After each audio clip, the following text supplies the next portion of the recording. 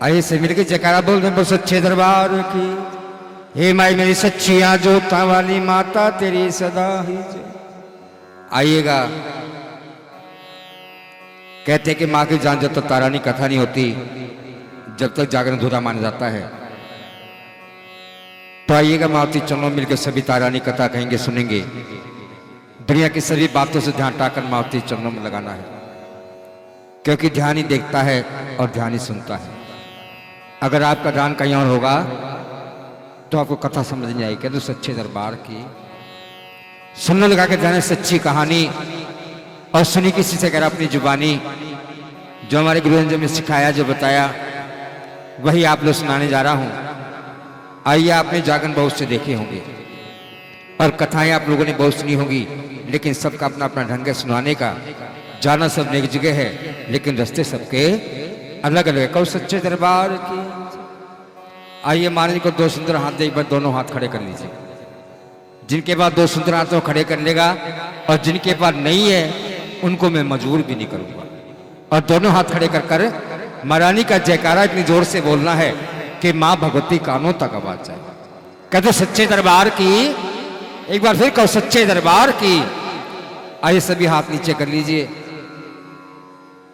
जिन्होंने घुटने पकड़े घुटने से भी छोड़ दीजिए। चौकड़ी मार के बैठे और हाथों खोल के बैठे, क्योंकि मां के आने का समय है। और मां किस रूप में किस भगत को क्या दे के चली जाए, ये महारानी जानती है, क्योंकि जगत की जननी मां है। कहते सच्चे दरबार की। तो ये कथा शुरू करने जा रहे हैं।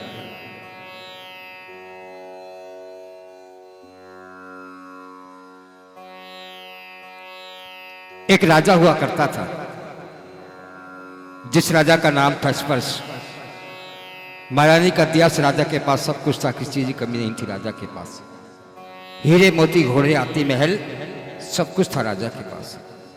लेकिन राजा इस महारानी के चरणों में भिखारी बन के बैठा रहता। क्यों? क्योंकि राजा के घर कोई संतान नहीं थी। और राजा रो रो के मां से कहता कि मां, मैंने से कौन सा गुनाह किया, कौन सा पाप किया है जिसकी सजा तुम्हें दे रही है? किसी घर में 5 संतान हैं और मेरे घर में एक भी नहीं। राजा बहुत दुखी था। इस महारानी के घर में देर है देर नहीं। एक दिन मां ने राजा की फरियाद सुनी। राजा अपने महलों में सोया हुआ था और मां ने राजा को सपने में दर्शन जल कहा कि जा राजा, तेरे घर 2 कन्या जन्म लेंगी। राजा की आंख उलट के रानी के पास के, रानी मुझे रात को सपना आया और सपने में मां भगवती ने दर्शन दी और कहा कि जा राजा, तेरे घर 2 कन्या जन्म लेंगी। रानी कहने लगी, राजा कभी सपने की बात भी सच्ची होती है? राजा कहे, रानी जो सपना सुबह 4 बजे के बाद अमृत वेले में आता है वो सपना सच माना जाता है, ऐसा ऋषि मुनि बताते हैं। रानी कहने लगी, राजा अगर तू कहता तेरी बात नहीं मान लेती हूं।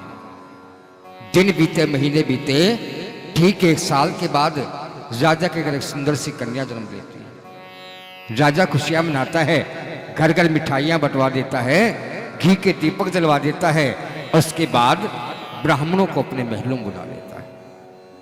राजा ब्राह्मणों से कहने लगा कि मेरे घर में एक कन्या ने जन्म लिया है, आप उसका नामकरण कर दो और उसकी जन्मा कुंडली बना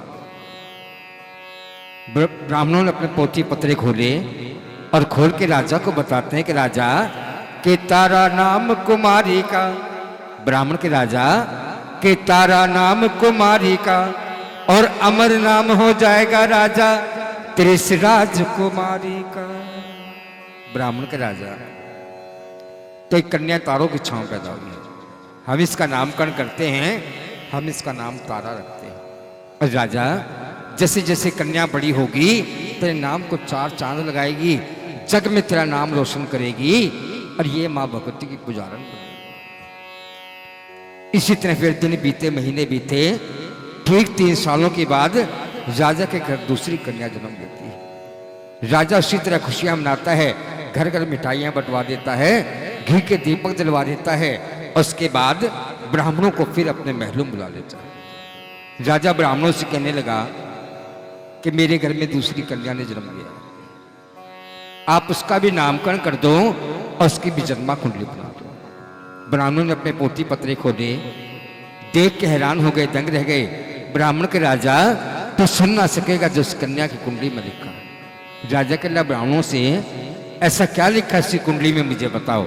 तो ब्राह्मण के राजा के पक्का दिल करके सुन राजा, ब्राह्मण के राजा के पक्का दिल करके सुन राजा, ये ब्राह्मणों ने आज बताया, जाना इसने भील घर में इसकी किस्मत लेख लिखाया। ब्राह्मण के राजा तो ये कन्या भीलों के घर में जाएगी, इसी कुंडली में ऐसा लिखा।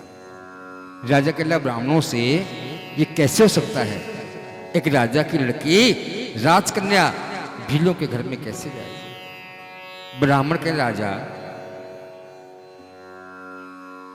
के ला ब्राह्मणों से मुझे इसका कोई उपाय बताओ, नहीं तो मेरे नाम पे बट्टा लग जाएगा, लोग कहेंगे राजा की लड़की भीलों के यहां पर। ब्राह्मण के राजा अगर तो अपनी इज्जत बचाना चाहता है तो इस कन्या को मरवा। राजा के ला ब्राह्मणों से ये पाप मुझसे नहीं हो सकता। ब्राह्मण के राजा एक उपाय और है, एक लकड़ी का संदूक बनवा ले, हीरे मोती अंदर भर दे, ऊपर जड़ दे, उस कन्या को संदूक में लटाकर चलते पानी में छोड़ दे, जब इसकी किस्मत होगी ये अपने आप चली जाए। राजा को उपाय अच्छा लगा। राजा ने सोचा कि एक दिन कन्या बड़ी होती, शादी के लायक होती, को पता लगा कि इसकी छोटी सी कन्या से लग कही जा रही है, जिन्हें बता सकती मुझे भूख लगी प्यास। रानी का रो रो के बुरा हाल हो गया, क्योंकि माँ थी और उसकी बड़ी बहन तारा, उसकी भी आंखों में आंसू आ गए। और जब राजा संदूक को उठाकर चलने लगा तो राजा की आंखों से भी आंसू टपके। राजा रोता तो संदूक को लेकर चल पड़ता है। शाम हो जाती है और सूरज छिप जाता है और राजा चलते पानी में संदूक को छोड़ देता है, रोता रोता महलों को वापस आ जाता है। और संदूक सारी रात बहता बहता सुबह 4 बजे के वक्त काशी नगर के नजदीक पहुंच जाता है। और वहां पर एक ब्राह्मण जी, जिनका रोज नित्य मकाम था कि नदी में स्नान करना और भगवान की पूजा करना। ब्राह्मण जी ने देखा कि सोने चमकता संदूक बहता रहा है। ब्राह्मण जी ने भगवान को प्रणाम किया कि भगवान, तेरी जो पूजा में आज कर रहा हूं ये कल कर लूंगा, लेकिन संदूक जो आज आ रहा है वो कल नहीं आएगा। अब जैसे संदूक नजदीक आया, ब्राह्मण नदी में छलांग लगा दी, आगे आगे संदूक बहता जा रहा, पीछे पीछे ब्राह्मण। तो कहते कि लालच बुरी बला है। सोने चमकता संदूक देखकर ब्राह्मण जी भी भूल गए कि मुझे तैरना आता है। आगे जाकर कुछ ही दूरी पर एक मछियारा भील जाति का, उसका भी रोज नित्य काम था कि नदी से मच्छियां पकड़ने बाजार में जाके बेचने। उसने देखा कि सोने चमकता संदूक बहता रहा है, पीछे पीछे ब्राह्मण जी भी। उसका रोज का काम था, नदी में छलांग लगाई, संदूक को बाहर निकाल आया और ब्राह्मण जी को बाहर। और संदूक बाहर आ गया, आपस में दोनों में झगड़ा हो गया। ब्राह्मण जी बोले, इस संदूक को सबसे पहले मैंने देखा था, मैं ले जाऊं। और मछियारा कहने लगा, इसको मैं निकाल के लाया हूं, मैं ले जाऊं। और ये महारानी ऊंचे पर्वत बैठकर मां सबका मुजरा लेत, जैसी जाकी भावना उसको वैसे फल। ये महारानी ऊंचे पहाड़ों पर विराजमान है, लेकिन मां की नजर हर भगत के पर है कि कौन सा भगत मेरा किस श्रद्धा से यहाँ पर बैठा है। मां ने देखा कि दोनों आपस में लड़ रहे हैं और कहीं दोनों के झगड़े में उस कन्या को कुछ ना हो जाए, कि कन्या रूप मां भगवती का होता है। तो मां ने दोनों का झगड़ा निपटाने के लिए बुढ़िया का रूप धारण कर लिया और जल भरने के बहाने नदी किनारे पहुंच जाती। मां ने जाके दोनों से पूछा, तुम आपस में क्यों लड़ रहे हो? तो सबसे पहले ब्राह्मण जी बोले, इस संदूक को मैंने देखा था, मैं ले जाऊं। तो मां ने संदूक के 2 हिस्से बना दिए और सबसे पहले ब्राह्मण जी को कहा, या तो अंदर का सामान ले जाइए बाहर का। ब्राह्मण चलाक थे, लालची बहुत थे, ने सोचा कि पता नहीं अंदर क्या है क्या नहीं, बाहर तो सोना चांदी हीरे मोती चमके। ब्राह्मण जी बोले, मुझे तो बाहर के दे दो। ब्राह्मण संदूक के पर सोना चांदी हीरे मोती इकट्ठे किए, पोटली बनाई, कंधे पे टांग कर खड़ी हो। अब उस मछियारे की बारी थी। मछियारे ने जब संदूक का ढक्कन खोला तो उसमें एक छोटी सी कन्या अपने दाएं पैर का अंगूठा चूस रही थी। कह दो सच्चे दरबार की। मछियारा उस कन्या को लेकर बहुत खुश हुआ। क्यों? क्योंकि उसके घर भी कोई संतान नहीं थी। महारानी मां से जानो की ब्राह्मण जी अपने घर को चले गए। मछियारा उस कन्या को लेकर अपने घर पहुंचा। दरवाजे पे जाके अपनी धर्मपत्नी को आवाज लगाई कि देख मैं तेरे लिए क्या लाया हूं। अंदर से आवाज आई कि हमारे घर संतान नहीं है, हमें इससे ज्यादा क्या चाहिए। उसकी धर्मपत्नी बाहर आई, गोदी में कन्या को देखकर बोली किसके लिए क्या है? जिसके लिए क्या हो उसको वापस कराओ। भगवान ने हमें अपनी संतान नहीं दी तो दूसरे की लाने से क्या फायदा।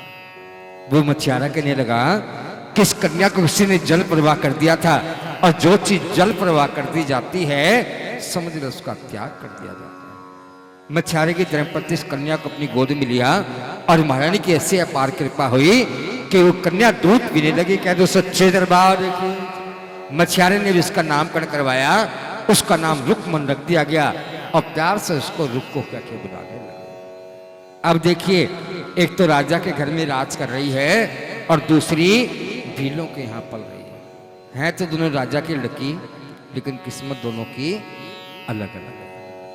अब देखिए महलों के धीरे धीरे तारा शादी के लायक हो जाती है और तारा से तारानी बन जाती है। इधर उस मछियारे घर में रुक्मण की भी आधी उम्र बीत जाती है और रुक्मण की शादी भी जहां पर तारानी की शादी हुई थी उससे कुछ ही दूरी पर भीलों की बस्ती में रुक्मण की शादी भी तय हो जाती है। वो दिन वो समय नजदीक आता है, बारात चलकर रुक्मण के दरवाजे पहुंचती है और रीति रिवाज सब पूरे कर कर रुक्मण बीच डोली में बैठाई है। वो डोली वो लड़का ले गया जिस शहर में तारा ब्याई। जहां पर तारा की शादी हुई थी उससे कुछ दूरी पर रुक्मण की भी शादी हुई। तारा रानी का काम था इस्मानी पूजा करनी, महारानी के भजन करना, और रुक्मण का काम था अपने सिर के पर मांस का टोकरा रखकर गली गली बेचना। एक दिन तारा रानी महलों के अंदर माँ का सुंदर भवन सजाकर माँ की पावन जोत जलाकर माँ का भजन कर रही, और रुक्मण अपने सिर के पर मांस का टुकड़ा रखकर जैसे महलों के दरवाजे से गुजरी माँ के भजन के आवाज के कानों में गई। सिर से मांस का टुकड़ा उतार कर जमीन पर रख दिया और महलों के दरवाजे पे आंख बंद करके बैठ जाती है। और अंदर तारानी माँ को मनाती है, माँ की आरती कर कर प्रसाद बांटती महलों के दरवाजे पहुंचती है। रानी रुक्मण को उठाया कि बहना उठ, तू कौन है? प्रसाद ले अपने घर को जा। रुक्मण जब आंख खोल के देखा तो उसके सामने की राजा की रानी खड़ी थी। वो नहीं जानती थी कि मेरी सगी बड़ी बहन, क्योंकि दोनों बचपन में छुड़ गए।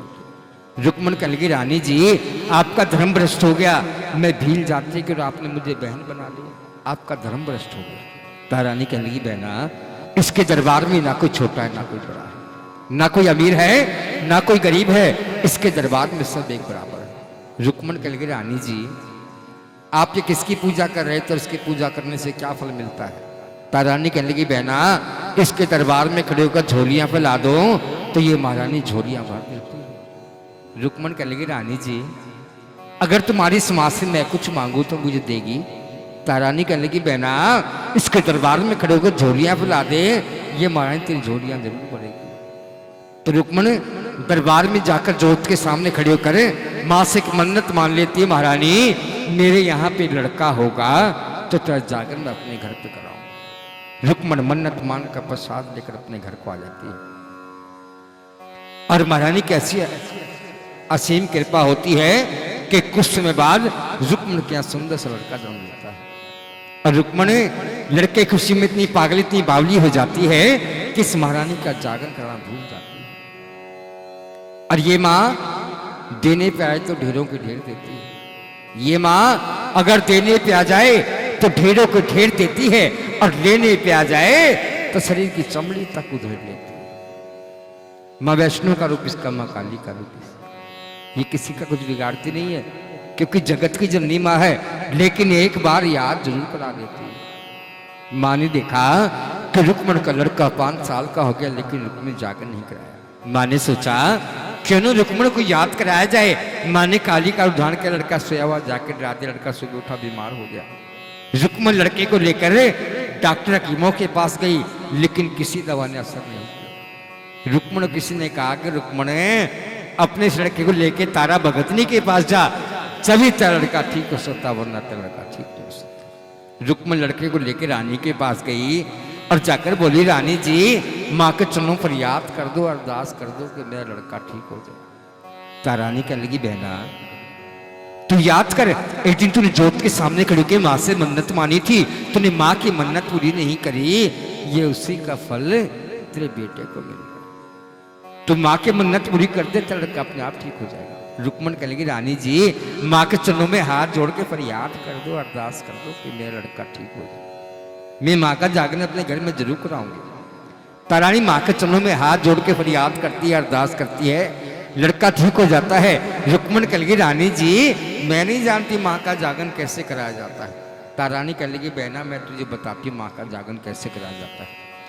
एक लाल कपड़ा लेकर तो चावल हल्दी के अंदर रंग कर और थोड़ा सा गुड़ और शर्त और साथ में दक्षिणा रखकर किसी पार्टी के हेड को या ब्राह्मणों को दे दो तो जागरण पक्का हो जाता है। जिनको हम डल बोलते हैं वही रीत आज भी चली आती है। रुक्मण अपने घर गई, लाल कपड़ा लिया, डल बनाकर मंदिर में ब्राह्मणों के पास गई कि आप लोगों ने मेरे घर जागरण कराना है। ब्राह्मण कहने लगे तू पागल है, हम तेरे घर नहीं आएंगे, 5.25 रुपए तू मंदिर में दे जा, तेरे नाम का जागरण मंदिर में करवा दो। रुक्मण कहने लगे नहीं जागरण तो मेरे घर पे ही होगा। ब्राह्मण कहने लगे हम एक शर्त पर तेरे घर पूजा करवाने के लिए आएंगे, अगर तारा रानी खुद चलकर तेरे घर पे आएगी तो हम आएंगे वरना नहीं आएंगे। रुक्मण रानी के पास की रानी को सारी बात बताई। तारा रानी कहने लगी जा बहना तू जागरण की तैयारी कर, मैं तेरे घर जागरण पर जरूर आऊंगी। रुक्मण की तारा की जब दोनों की बातें हो रही थी, राजा हरिश्चंद्र का एक नाई था सैन नाई, दोनों की बातें सुन रहा था। जाके राजा हरिश्चंद्र को बताया कि राजा जी आपकी जो रानी है वो भीलों के यहाँ जागरण पर जाएगी। राजा हरिश्चंद्र कहने लगे ये नहीं हो सकता, मेरी रानी पूजा भजन जरूर करती है लेकिन मेरी बिना आज्ञा के महलों से बाहर नहीं जाती। वो नाई कहने लगा राजा जी मैंने अपने कानों सुना आपको बता दिया, आगे आपकी मर्जी। वो दिन वो समय नजदीक आ गया जब रुक्मण के यहाँ माँ का जागरण होना था। इधर राजा हरिश्चंद्र को पता लग गया कि रानी जागरण पर जाएगी। राजा हरिश्चंद्र सोचने लगे कि रानी को कैसे रोका जाए ताकि वो जागरण पर ना जाए। तो राजा हरिश्चंद्र ने क्या किया, एक रात जागने के लिए राजा महलों में गया। ठंडी ठंडी हवा चली, राजा सो गए, राजा को नींद आ गई। तारानी उठी, भागती महलों के दरवाजे पहुंची, देखा जहां पर 2 पहरेदार खड़े होते थे वहां 10 पहरेदार खड़े। वापिस महलों में आई, देखा कि रोशनदान खुला था, वहां से बाहर निकल गई और माँ का नाम जपते हुए जय माँ जय माँ जय माँ जय माँ करते हुए तारा रानी रुक्मण घर पहुंच जाती है। और वहां पर सभी संत महंत लोग मिलकर जयकारा बोलते हैं, है संत मिलावा करने वाली माता तेरी सदा ही। पीछे से राजा की आंख खुल गई। राजा ने देखा रानी महलों में नहीं है, गुस्से से लाल पीला हो गया, मयान से तलवार खींच ली कि रानी आज तुझे मैं जीवित नहीं छोड़ूंगा, आज तू मेरी बिना आज्ञा के महलों से बाहर गई। राजा भी तलवार लेकर रुक्मण घर की तरफ को चल पड़ता है। राजा ने जाके देखा कि रुक्मण घर का दरवाजा बंद है और अंदर माँ का जागरण हो रहा है। राजा हरिश्चंद्र दरवाजे से आंख लगा के देखी तो तारानी की गोद भरी जा रही थी और गोद के अंदर मांस का प्रसाद डाल जा रहा है। राजा देख के गुस्से से लाल पी रानी तू बाहर आ जा, आज तो मैं जीवित नहीं छोड़ूंगा। तारानी जैसे गोद बनाकर बाहर निकली, राजा हरिश्चंद्र के रानी मैं तेरी सारी गलतियां माफ कर दूंगा लेकिन तू मुझे अपनी गोद अपनी झोली दिखा दी, तेरी झोली में क्या है। हालांकि राजा देख चुका था लेकिन राजा बड़ी सभा में देखना चाहता था। रानी कह लगी राजा महलों में चल, जो सजा देगा भुगतने को तैयार हूं लेकिन बड़ी सभा मेरी इज्जत ना उतार। राजा की रानी आज तेरी गोद देखूंगा तो बड़ी सभा में देखूंगा। राजा गुस्साया, तलवार उठाई, रानी की झोली पर दे मारी, झोली लगती तलवार, वो मांस का प्रसाद जमीन पे गिर गया और जमीन पे गिरती वो मांस का प्रसाद 7 प्रकार के मेवे में बदल गया। कह दो सच्चे दरबार की। राजा की रानी ये क्या, मैंने खुद अपनी आंखों तेरी झोली के अंदर मांस का प्रसाद डलते देखा था, ये 7 प्रकार के मेवे कैसे बन गए। राजा की रानी या तो तू जादूगरनी है या तेरी माँ जादूगरनी है। रानी कहने लगी राजा शेरा वाली के खेल नहीं डाले। राजा के रानी आज से इस माँ का मामला जो आद शक्ति आत्कवारी कहलाती है, देखूंगा इसमें कितनी शक्ति कैसे मांस को मेवा करती है, आज देखूंगा तेरी इस माँ में कितनी शक्ति। कह दो सच्चे दरबार की। आइए जो 7 प्रकार के मेवे में प्रसाद हमारे पंडित से भक्तों को दे रहे हैं, प्रसाद सभी ले लेंगे, प्रसाद सभी झोली के अंदर लेंगे, प्रसाद सभी को मिल जाएगा, इस बात की हमारे पंडित जी गारंटी है। लेकिन आप लोग ध्यान जो कथा में रखेंगे।